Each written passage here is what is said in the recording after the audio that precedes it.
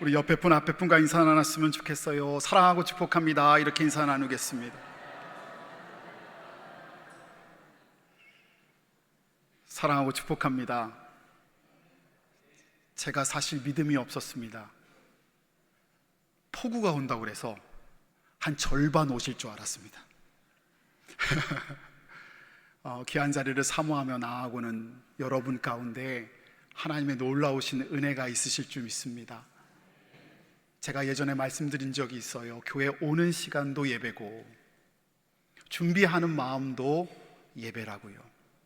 그 모든 예배를 주께서 기뻐 받으실 줄 믿습니다. 감리교의 창시자인 요한 웨슬리 목사님 설교 중에 Almost Christian이라는 설교가 있습니다. 한국어로 직역한다면 이 Almost Christian이란 뜻은 거의 기독교인이라고 해석할 수 있을 것입니다. 거의 기독교인, 기독교인이라는 이야기예요?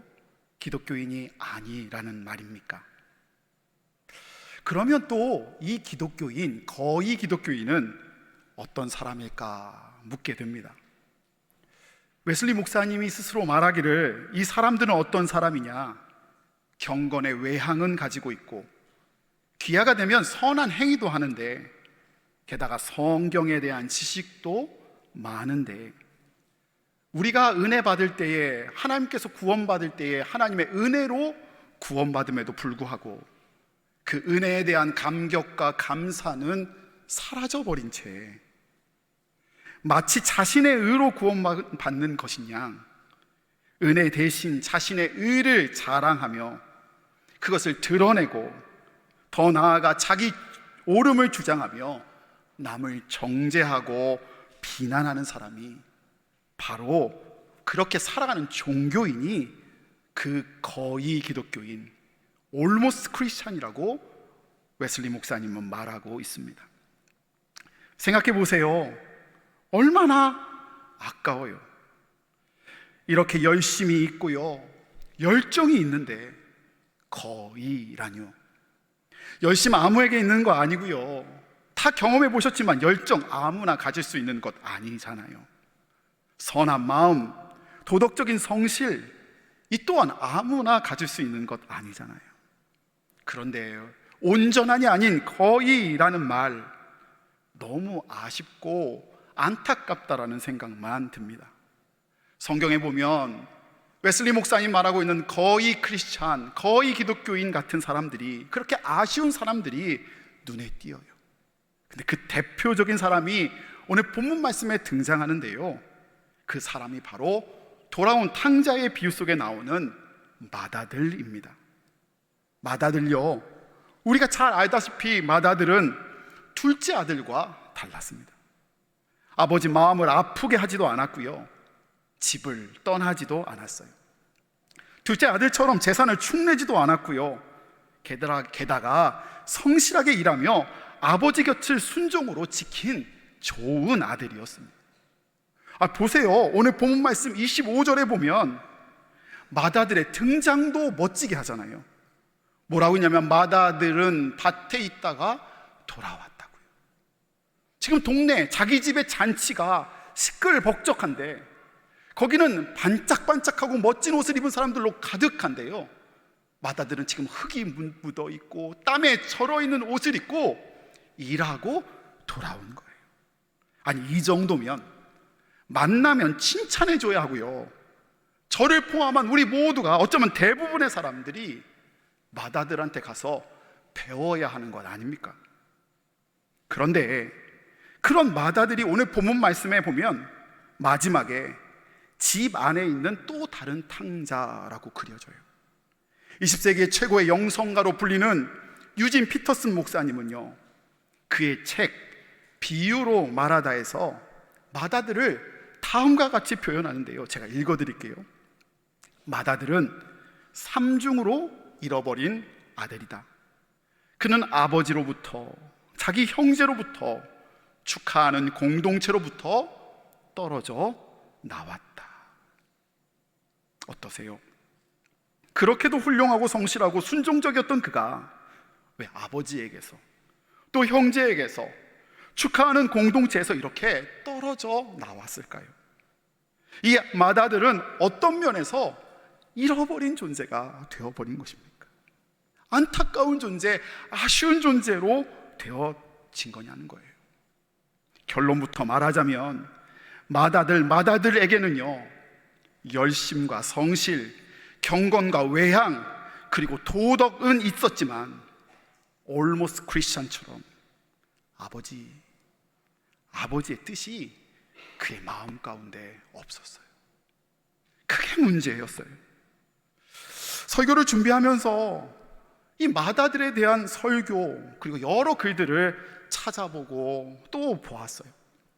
그런데 대부분의 설교와 글들이 어떤 식으로 진행되어지냐, 마다들이 가지고 있었던 자신의 의, 아버지 사랑을 받아들이지 못하고 있는 자신의 의를 지적하는 내용이 일반이더라고요.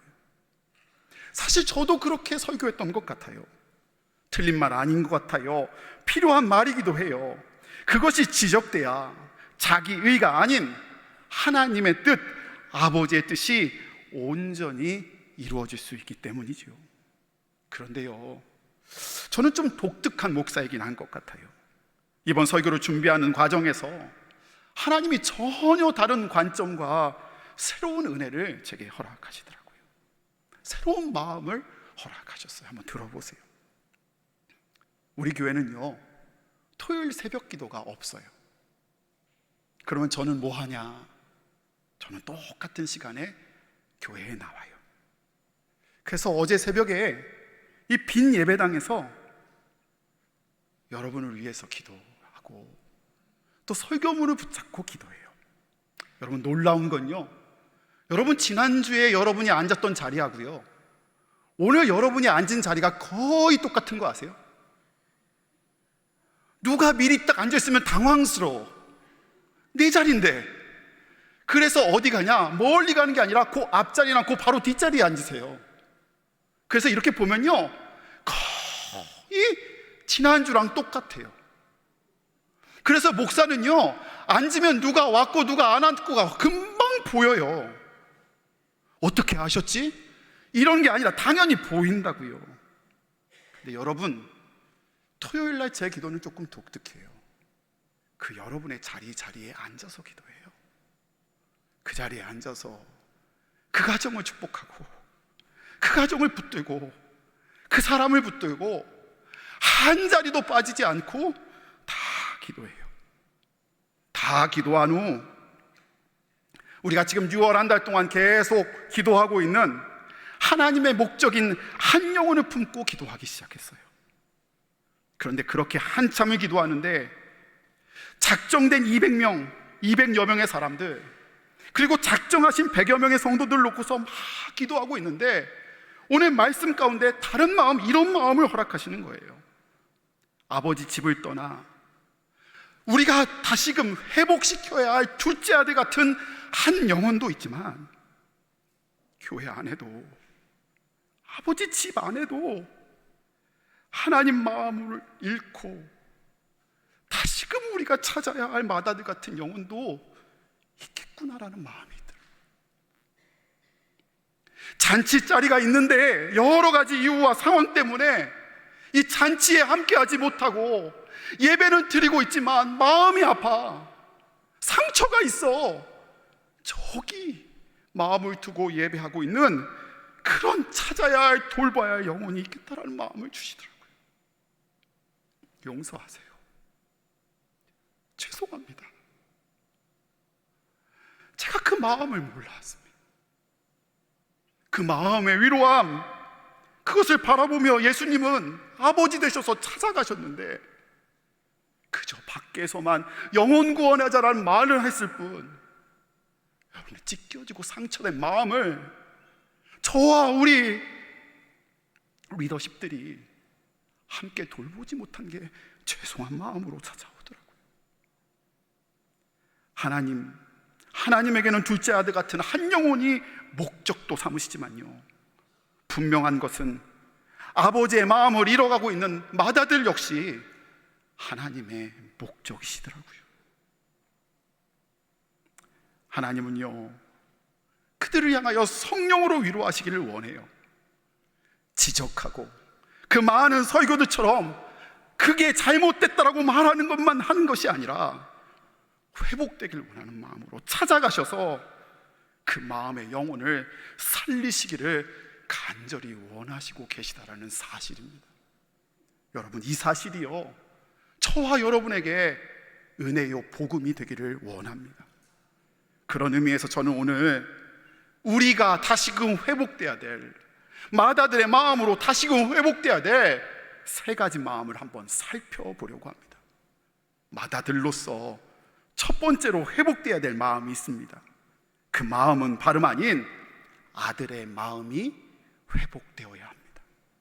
아들의 마음이요. 아들에게 아들의 마음이 회복되어야 된다는 말 의아하게 들을 수도 있습니다. 그러나 지금 마다들은요, 아들로서가 아니라 종으로 살고 있다는 것을 알게 돼요. 29절에 보면요, 마다들이 아버지에게 했던 말이거든요. 내가 여러 해 아버지를 섬겨 명을 어김이 없거늘이라고 말했거든요. 근데 여기서 섬겨라고 말하고 있는 헬라어는요, 헬라어 듈로예요. 그 뜻은 순종하다, 복종하다의 뜻도 있지만 노예가 되다, 종노릇하다라는 뜻도 있어요. 지금 이 마다들이 스스로를 말하는 것은 아버지 옆에서 열심을 다하여 섬기고 있는 그 모든 모습이 종노릇하고 있다고 스스로 밝히고 있는 거예요. 게다가요, 여러분, 아버지에게 이렇게 말했거든요. 염소 새끼 한 마리 주지 않았다고요. 아, 진짜입니까? 정말 그랬어요? 여러분 한번 보세요. 12절 말씀을 보면요, 살림을 각각 나눠줬다라고 이미 이야기하고 있어요. 여기서 둘째 아들이 떠나면서 아버지에게 자기 분깃을 달라고 했을 때 아버지는 둘째 아들에게만 준 것이 아니라 저기 나온 것처럼 각각 나누어 줬다라고 이야기하고 있거든요. 그러니 지금 이 모든 것 누구 겁니까? 게다가 이스라엘 재산 분배는 장남에게 두목을 주게 돼 있어요. 그러니 맏아들에게는 3분의 2, 둘째 아들에게는 3분의 1을 준 거예요. 그리고 31절에 봐도 아버지도 말씀하시잖아요. 내 것이 다 네 것이로되 라고 말씀하셨잖아요. 이 땅 지금 누구 거예요? 염소 새끼 누구 거죠? 다 맏아들 거예요. 그러니 지금 주인 되어야 하고 아들 되어야 하는 그가 지금 뭐 한다고요? 종인 것처럼 살아가고 있다고요. 이게 얼마나 안타까운 사람이에요. 주인이 주인 노릇하지 않고 종인 양 무엇을 바라면서 끝까지 그것만 바라보고 사는 거예요. 내가 이 분위기가 이렇게 될 줄 알았어요. 그래서 내가 이해를 쉽게 하기 위해서 여러분 예를 들어요. 여러분, 담임 목사는 칭찬해 줘야 되는 사람이에요? 칭찬 받아야 되는 사람이에요? 그런 게 어디 있어요? 칭찬할 수도 있고 칭찬 받을 수도 있죠. 근데 이왕이면 무슨 행사 끝나고 수고하셨다고, 장로님 수고하셨다고, 권사님 수고하셨다고, 귀하시다고 말하면 기운 나잖아요. 근데요, 거꾸로요, 제가 옛날 부목사처럼 칭찬만 찾아다니고 칭찬만 기다리고 칭찬 안 해준다고 상처받으면 담임 목사 맞습니까? 미숙하다고 할걸요? 어리다고 할걸요? 그거 맞지 않다고 할걸요?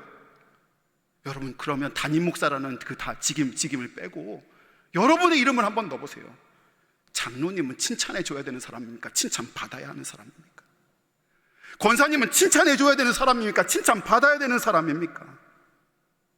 여러분, 칭찬 쫓아다니고 칭찬 받아야 된다고 자꾸 자기를 드러내면요, 미성숙한 거예요. 죄송해요. 종의 마음으로 그건 신앙생활 하는 거예요. 아들의 마음으로 바꿔 말하면 아들의 마음은 주인의 마음인데요, 주인의 마음, 즉 하나님께서 상속자 삼아 주셨기에 하나님 안에서 칭찬받기보다는 칭찬하며 사람을 세울 수 있는 사람이 바로 아들의 마음, 주인의 마음인 거예요. 사랑하는 성도 여러분, 여러분 맏아들의 마음 가운데, 여러분의 마음 가운데 지금 분노함이 있고 서운함이 있다면 그 분노함을 이겨내는 아들의 마음이 회복되시기를 간절히 소원합니다. 두 번째로요, 회복돼야 될 마음은 형제의 마음이에요. 바꿔 말하면 우리의 마음이에요. 말씀을 보면요, 맏아들이 단단히 꼬여 있어요. 그래서 의도적으로 돌아온 둘째, 그 둘째에 대해서 동생이라고 부르지 않아요. 30절을 보면요, 맏아들은 동생에 대해서 뭐라고 얘기하냐면 이 아들이라고 불러요. 동생이란 단어를 애써 피하고 있는 거예요. 헬라어 성경은 이를 This son of you 뭐라고 하냐면 당신의 이 아들이라고 불러요. 이게 뭔 얘기죠? 내 동생이 아니라 당신 아들, 내 동생이 아니라 아버지 아들, 이렇게 말하고 있는 거예요. 당신, 즉 아버지 아들이라고 말하며 나와 상관없다고 지금 이야기하고 있으며, 이 디스라고 번역되어 있는 후스토에서는 동생을 경멸하고 있는 의미도 담겨 있는 거예요. 근데 왜 이 마음에서 빨리 도망하고 우리가 나와야 하냐? 이 마음은 자연스럽게 금방 확대돼 버려요.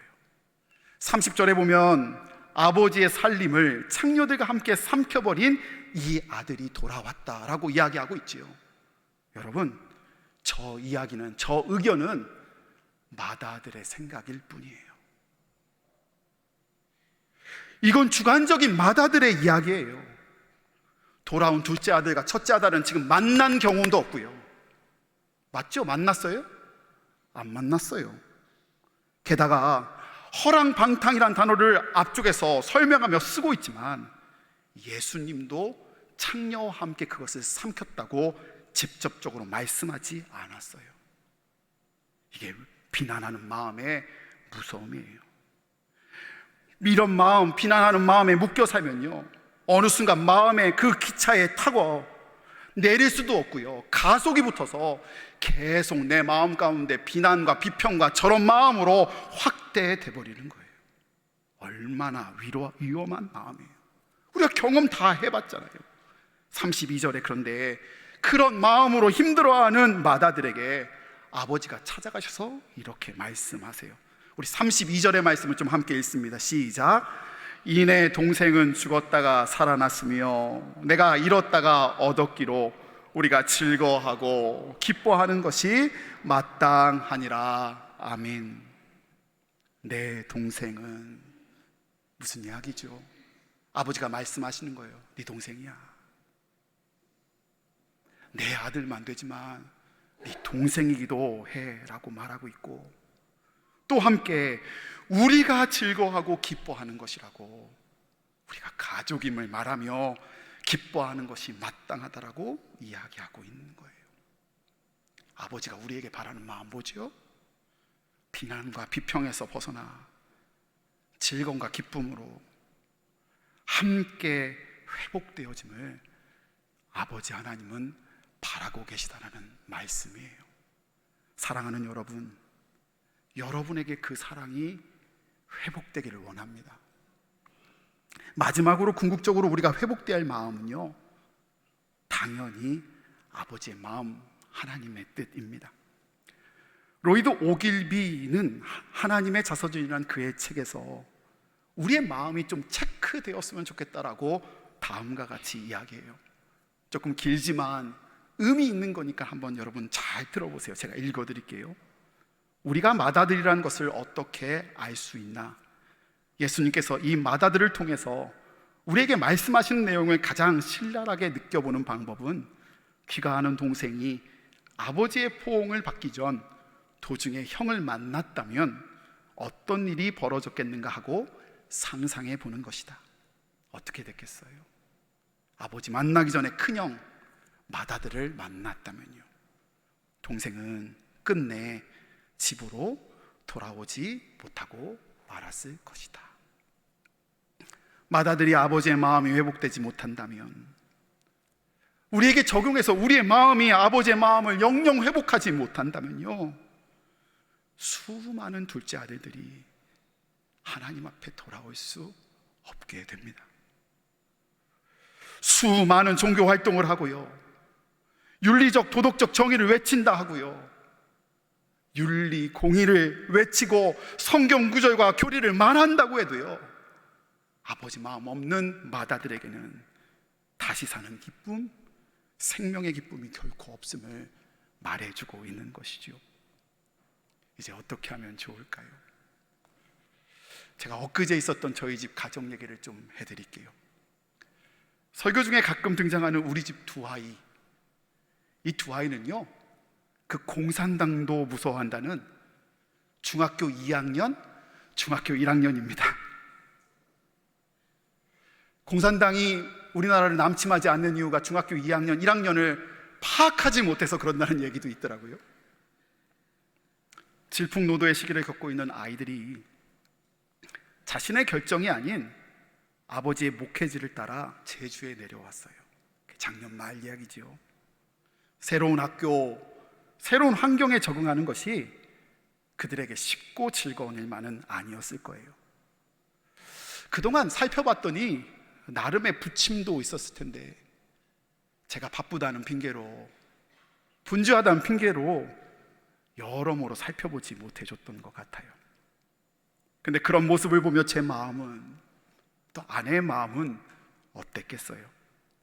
한 교회의 담임 목사요, 사모이기도 하지만 그 아이들을 사랑하는 아빠요, 엄마이잖아요. 2주간에도 우리 큰아이가 기말고사를 막 준비한다고요, 그냥 힘들어하는 게 그냥 보여요. 어떡하나 옆에서 유익 있게 살펴보면서 기도하고 있었어요. 근데 마치 목까지 올라온 이야기가 당장이라도 아빠 포기하고 싶어요 라는 말이 그냥 보여지더라고요. 당장이라도 도망가고 싶어요 하는 마음이 보이더라고요. 아무 말 못하고 옆에서 제가 마음을 얼마나 졸였는지요. 그러면서 하나님께만 기도했는데요, 근데 지난 금요일 아침에 차로 학교로 데려다 주는데요, 이 아이가 쭈뼛쭈뼛해요. 꼭 뭔가 할 말이 있는 것 같아 보여요. 그래서 제가 툭툭 치면서 잘 구슬려, 아빠니까 편하게 말해봐, 자꾸 말했어요. 그랬더니 그제서야 저희 첫째 아이가 제게 이렇게 얘기했어요. 아빠, 저 수학이 부족한 부분이 있어요. 어떻게 하지요? 라고 아빠한테 묻는 거예요. 그걸 왜 나한테 묻니? 네가 알아서 해야지 라고 답했을까요? 아니요. 아들이 제게 어떻게 해야지, 어떻게 해야 하나요? 하는 그 물음이, 아버지 뜻을 물어주는 그 물음이 너무너무 좋고 고마웠어요. 그래서 어떤 마음까지 들었냐, 아버지로서 최선을 다해 도와주고 싶고, 그리고 그 아이에게 최선을 다해서 뭔가라도 해주고 싶은 마음이 들더라고요. 그래서 전혀 애가 기대했던 대답이 아닌 고마워 준이야, 고마워 이랬어요. 애가 놀래하더라고요. 그리고 그 아이에게 이렇게 얘기했어요. 아빠가 주일날 오후에 열심히 도와줄게. 이따 가서 수학해야 돼요. 그리고 마지막으로 그 아이에게 얘기했어요. 걱정하지 마 라는 말도 덧붙였어요. 아이를 내려다 주고 교회로 다시 출근하는데 갑자기 빈 차 안에서 제 입술 가운데 이런 기도가 나오기 시작했어요. 아이처럼 똑같이, 하나님, 나는 어떻게 하죠? 하나님, 저 부족한데 저는 어떻게 하죠? 하나님, 저희 가정 부족한데 저희 가정은 어떻게 하죠? 하나님, 저희 교회는 이제 어떻게 하지요? 라고 주님께 부르짖었어요. 그렇게 해야 될 것 같았어요. 부족한 나를 인정해드리고 하나님께 어떻게 할까요? 라고 제 아들처럼 묻는 때 부족한 아비가 고맙고 고마워, 뭐라도 해주고 싶었던 마음이 있었던 것처럼 아버지의 마음을 물으며 나아갈 때 우리 능력의 아버지께서 고마워 지원아, 고마워 얘야 라고 말씀하시며 채워주실 것이 믿어졌기 때문이에요. 사랑하는 제주중앙의 성도 여러분, 여러분은 어떠세요? 열심히 헌신하고 봉사하고 열심히 순종하는데 자꾸 삐걱거리세요? 나도 모르게 분노함과 부당함이 자꾸 느껴지시나요? 성경을 읽고 적용해 보려고 배우려고 살아내려고 막 하는데요, 우리 아이처럼 부침이 있으세요? 그리고 자꾸 다툼과 분쟁이 생기곤 하나요? 오늘 예배 가운데 감사와 감격이 점점 사라져가고 있습니까? 마치 마다들처럼 아버지 곁에 있는 교회처럼 있지만 저기 문 밖에서 서 있고 있진 않아요. 마음이. 용서하세요. 제가 살피지 못했어요. 용서하세요. 제가 그걸 면밀히 보지 못했어요. 그런데 감사함, 우리 고백합시다. 우리 힘으로 할 수 없음을 고백하고, 대신 아버지 이제 어떻게 해야죠? 아버지 우리 가족 어떻게 해야죠? 아버지 우리 자녀 어떻게 해야죠? 아버지 이 나라 이 민족 우리 어떻게 해야죠? 그렇게 인정하며 나아갈 때 우리 아버지께서 헛헛하고 빈속 같은 우리의 마음을 주께서 채우실 줄 믿습니다.